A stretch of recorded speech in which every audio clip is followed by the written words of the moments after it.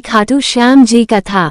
महाभारत काल में लगभग 5,500 वर्ष पहले एक महान आत्मा का अवतरण हुआ जिसे हम भीमपौत्र बर्बरीक के नाम से जानते हैं। महिसागर संगम स्थित गुप्त क्षेत्र में नवदुर्गाओं की सात्विक और निष्काम तपस्या कर बर्बरीक ने दिव्य बल और 3 तीर व धनुष प्राप्त किए।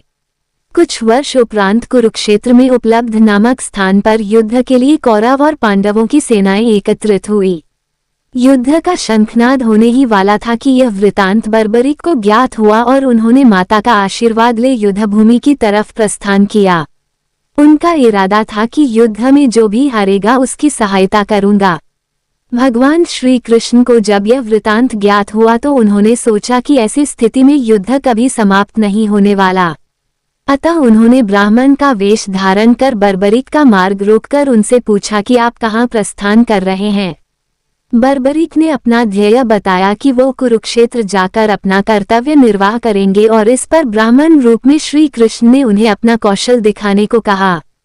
बर्बरीक ने एक ही तीर से पेड़ के सभी पत्तों को भेद दिया सिवाय एक पत्ते के जो श्री कृष्ण ने अपने पैरों के नीचे दबा दिया था।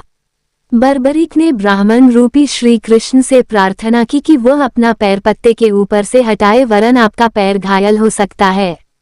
श्री कृष्ण ने अपना पैर हटा लिया व बर्बरीक से एक वरदान मांगा। बर्बरीक ने कहा, हे यजमान, आप जो चाहे मांग सकते हैं, मैं वचन का पूर्ण पालन करूंगा। ब्राह्मण रूपी श्री कृष्ण ने शीश दान मांगा। ये सुनकर बर्बरीक तनिक भी विचलित नहीं हुए, परंतु उन्होंने श्री कृष्ण को अपने वास्तविक रूप में दर्शन देने की बात की, क्योंकि कोई भी साधारण व्यक्ति ये दान नहीं मांग सकता। तब श्री कृष्ण अपने वास्तविक रूप में प्रकट हुए। उन्होंने महाबली, त्यागी, तपस्वी वीर बर्बरीक का मस्तक रणचंडिका को भेंट करने के लिए मांगा और साथ ही वरदान दिया कि कलयुग में तुम मेरे नाम से जाने जाओगे। मेरी ही शक्ति तुम में निहित होगी। देवगण तुम्हारे मस्तक की पूजा करेंगे। जब तक ये पृथ्वी, नक्षत्र, चंद्रमा तथा सूर्य रहेंगे तब तक तुम लोगों के द्वारा मेरे श्री श्याम रूप में पूजनीय रहोगे। मस्तक को अमृत से सींचा और अजर अमर कर दिया। मस्तक ने संपूर्ण महाभारत का युद्ध देखा एवं युद्ध के निर्णायक भी रहे। युद्ध के बाद महाबली बर्बरीक कृष्ण से आशीर्वाद लेकर अंतर्ध्यान हो गए। बहुत समय बाद कलयुग का प्रसार बढ़ते ही भगवान श्याम के वरदान से भक्तों का उद्धार करने के लिए वह खाटू में चमत्कारी रूप से प्रकट हुए। एक गाय घर जाते समय रास्ते में एक स्थान पर खड़ी होकर चारों थनों से दूध की धाराएं बहाती थी। जब ग्वाले ने ये दृश्य देखा तो सारा वृतांत भक्त नरेश खंडेला के राजा को सुनाया। राजा भगवान का स्मरण कर भाव विभोर हो गया।